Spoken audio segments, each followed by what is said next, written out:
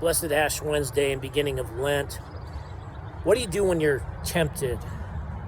The first thing is to remember that Jesus is our high priest who was tempted in every way just as we are, but was without sin. Hebrews 4 verse 15.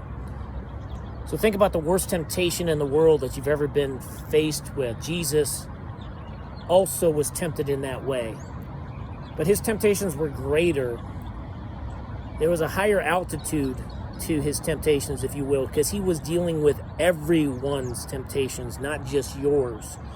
And his temptations were greater in longitude, because sometimes when we're being tempted, we quickly give in to sin, and the temptation never matures. All the temptations against Christ always matured to its climax, to its most crucial, horrifying spot, and yet he was without sin. Just think about that. Jesus in his sinless flesh always defeated temptation. He never yielded.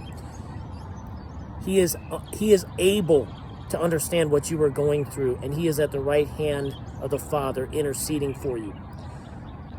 The greatest place we see Jesus beat the devil with his temptations is in the wilderness in Matthew 4.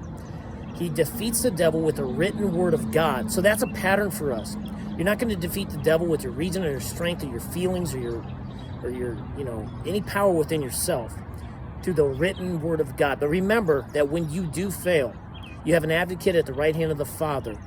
This season of Lent is about Jesus. It's not about you giving up cupcakes to validate yourself. It's about what Christ gave up and willingly gave up. He gave himself on the cross for you to not validate you, but to forgive you.